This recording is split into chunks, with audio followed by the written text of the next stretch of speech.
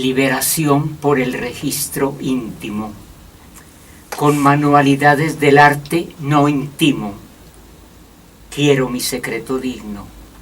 Un poeta es alguien que se dice cosas para adentro y un día le estallan los silencios.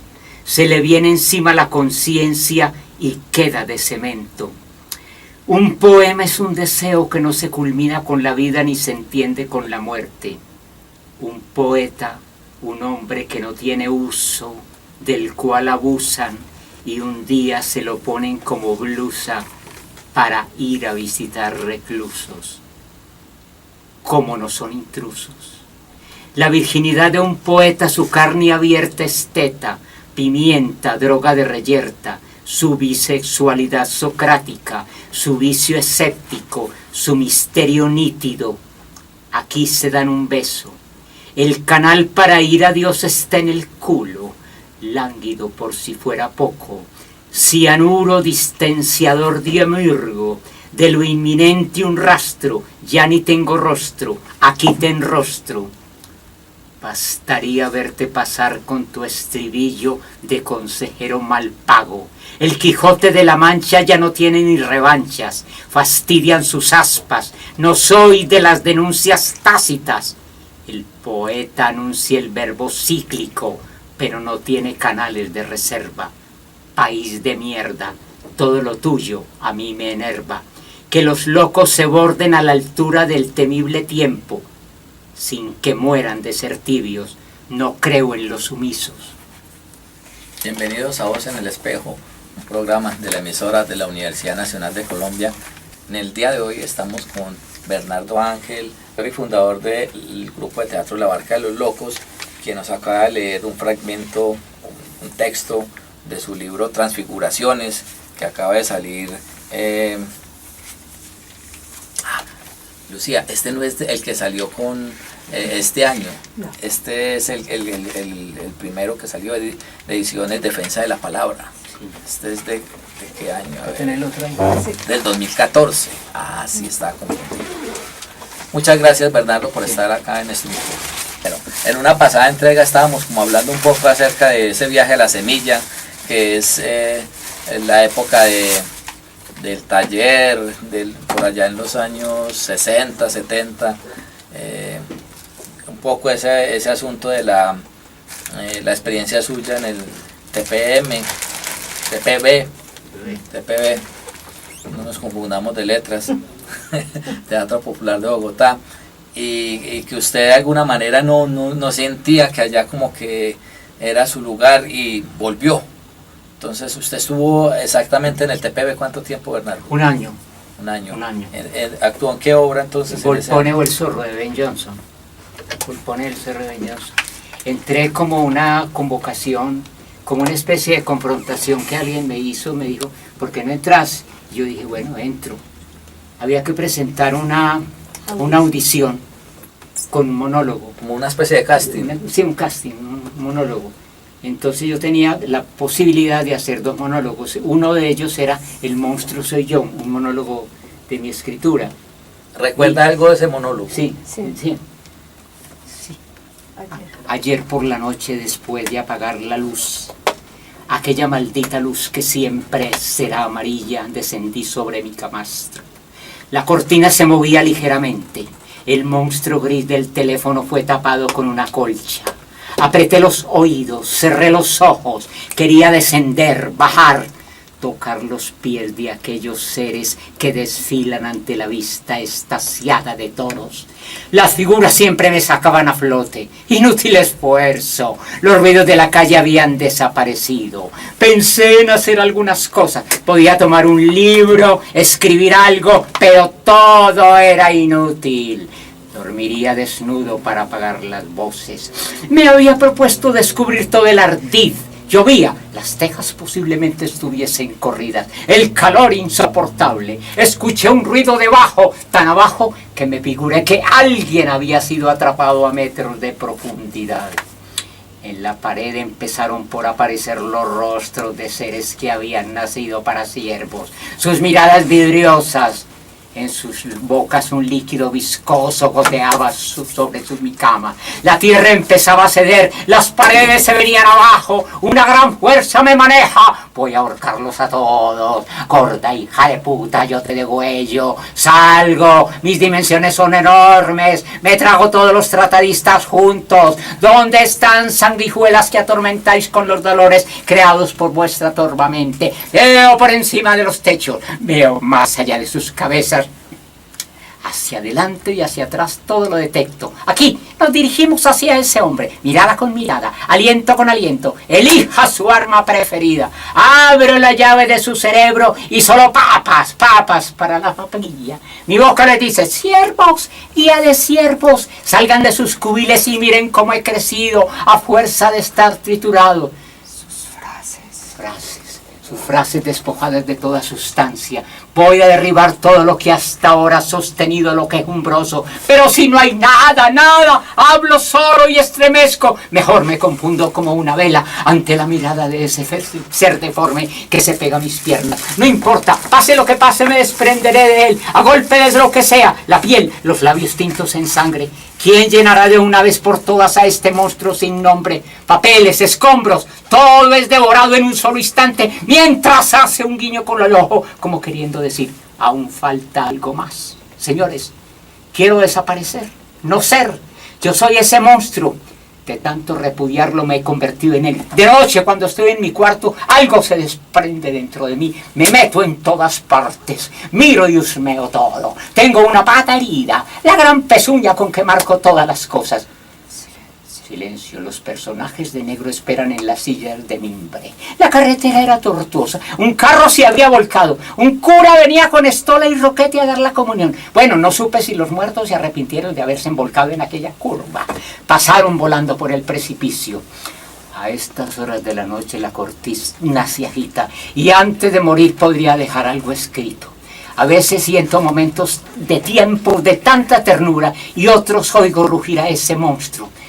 ¿De dónde brotan todos esos enanos que nos persiguen?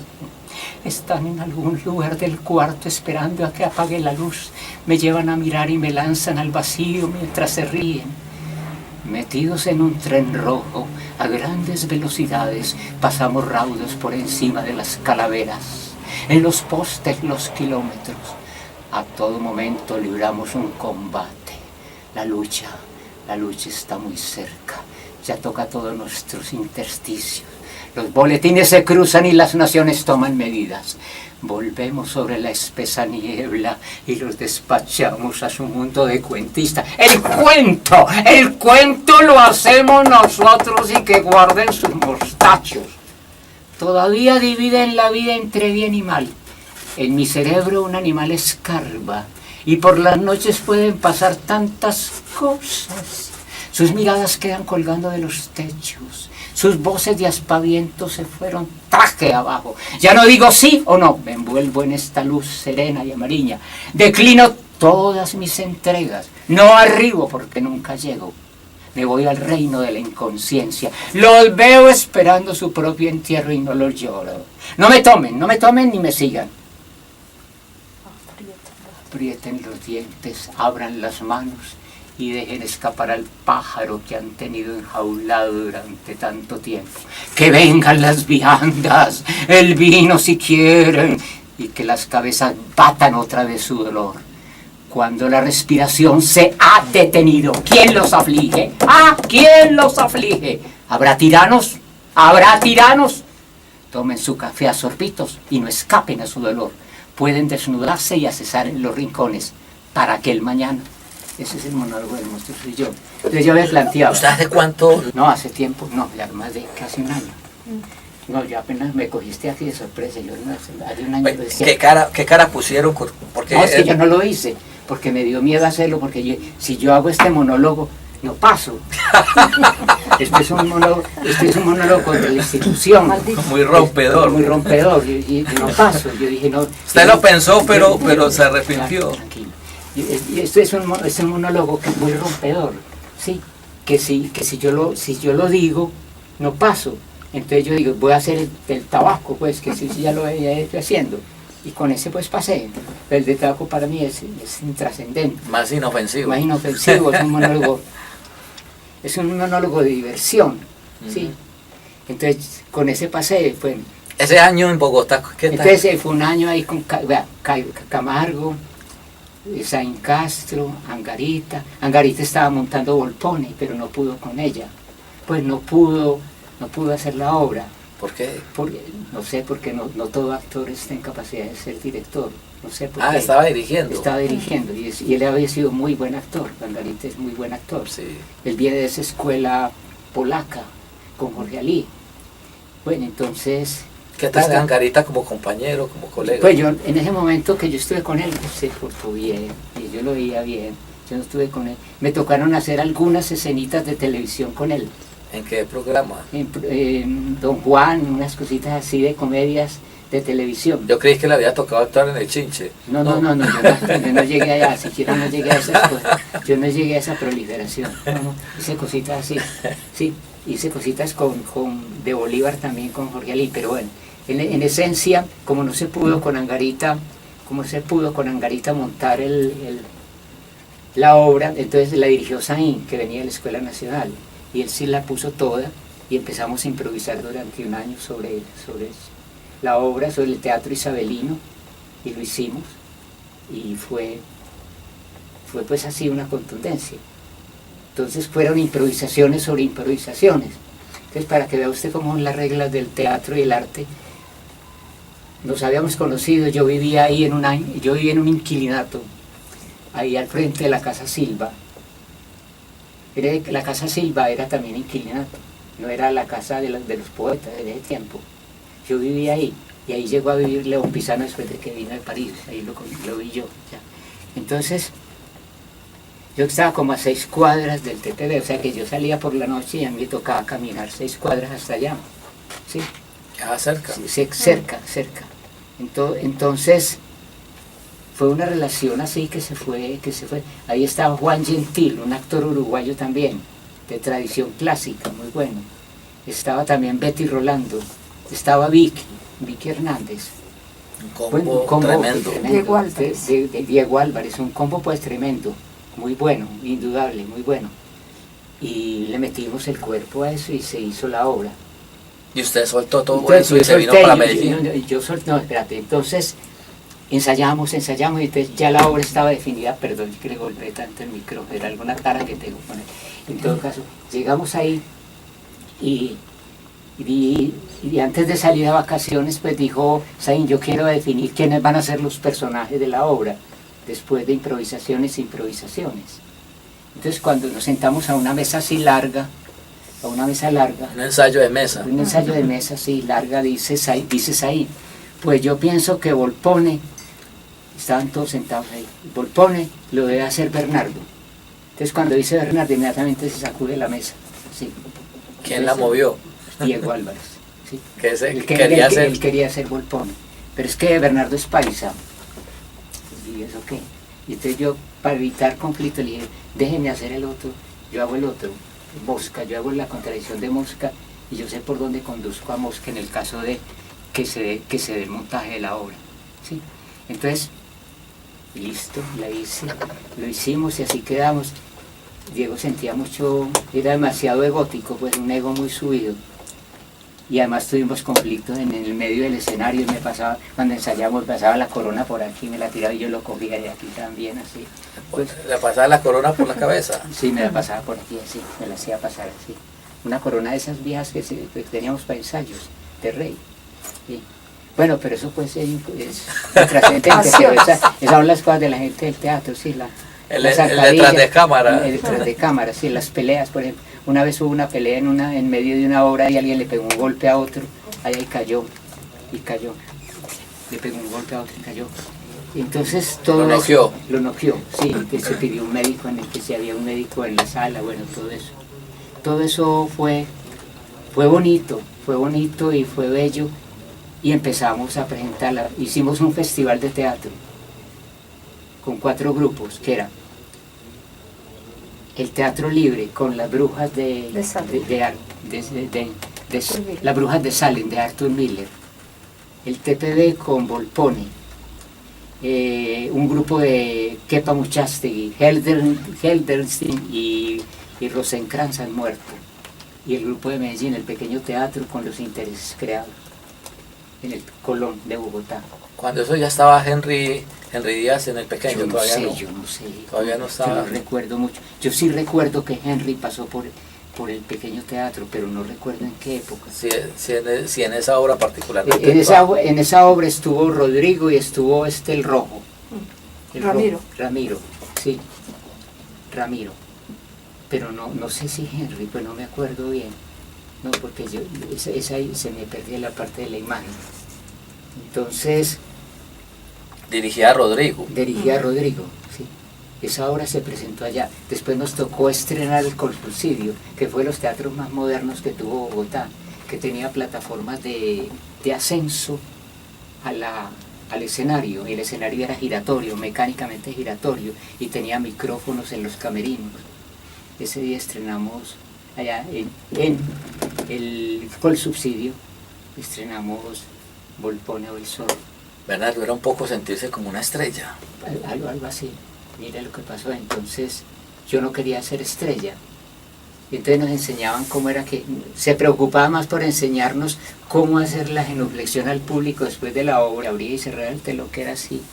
Así yo dije un día, cuando le dije a Armando Martínez, que fue la persona como más cercana en ese momento, a mí en el TPB le dije, yo no quiero hacer genuflexiones al público, y no la voy a hacer esta noche.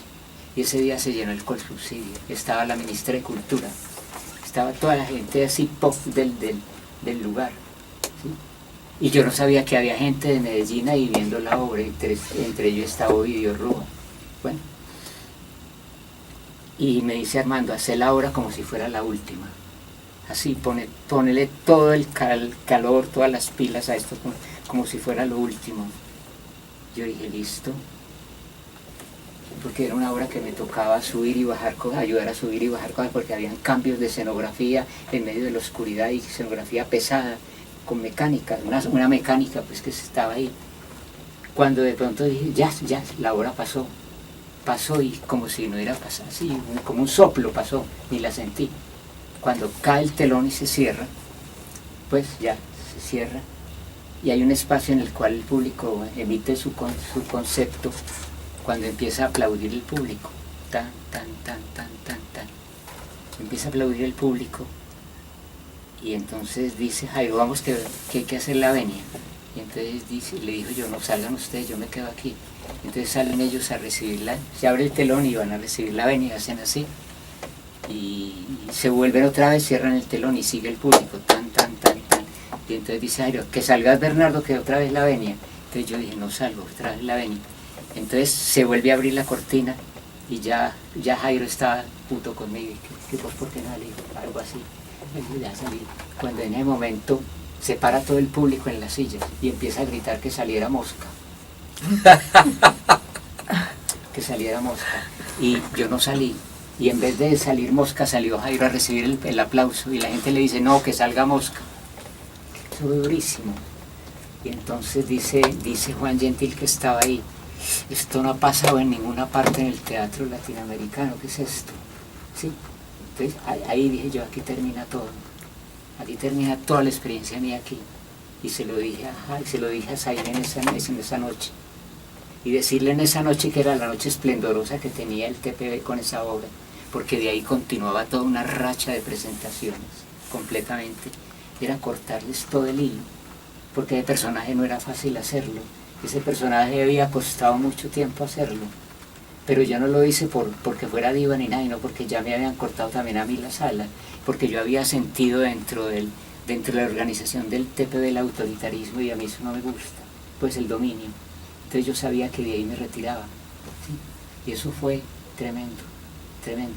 Ahí estaba Quique, ahí estaba Omar Castillo, ahí estaba Ovidio. Yo no sabía que ellos habían perceptuado la obra.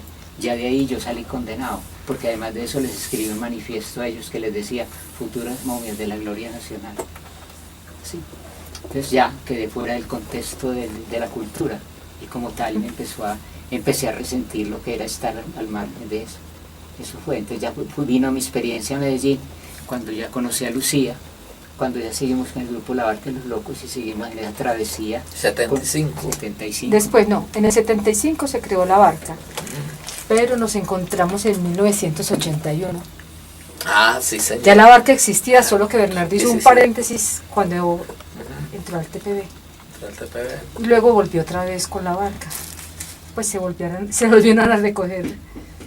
¿Cómo se conocieron ustedes dos? ¿Cómo fue Ese encuentro? ¿Cómo fue el flechazo? Sí. Estábamos en camino hacia una casita de campo que teníamos en Guarne. Íbamos con el amaquero, con Gajaca y otros invitados de Gustavo. Y Gustavo me dijo, ve, él es un actor de teatro, el mejor actor de Colombia. No atravesamos palabras. Después solo miradas, sí. Pues sentir el impacto de alguien que significaba dentro del teatro, pero hasta ahí llegó esa primera impresión. Luego en Cardesco, estábamos en el famoso sitio Cardesco de aquellos años, de los años 80, cuando estaba con unos amigos y llega Bernardo diciendo que él necesitaba, su cuerpo necesitaba hacer una obra de teatro, que si conocían de algún espacio para hacer una obra. Y yo pensé para mis adentros, qué raro que haya una persona que necesite tanto del teatro en su vida. Inmediatamente yo le hice la propuesta de que yo tenía un espacio, invitaba a una gente y hacíamos la obra. Y yo me alegré mucho porque yo también había sentido el teatro, pero no había tenido la posibilidad de desarrollarlo como había querido, y yo me alegré infinitamente de ofrecer esa posibilidad y que alguien quisiera ir a un espacio no convencional, sin escenarios, simplemente por necesitar del teatro como de la vida, como un pan, como un alimento. Organicé esa función, esa vez se hizo Ni Héroe ni Mártires, y esa obra para mí fue determinante porque yo sentí que uno entraba en trance, que la impresión era muy fuerte, que uno no volvía a ser el mismo, y que ese era el teatro que yo había estado buscando, que si yo escribiera, yo diría eso.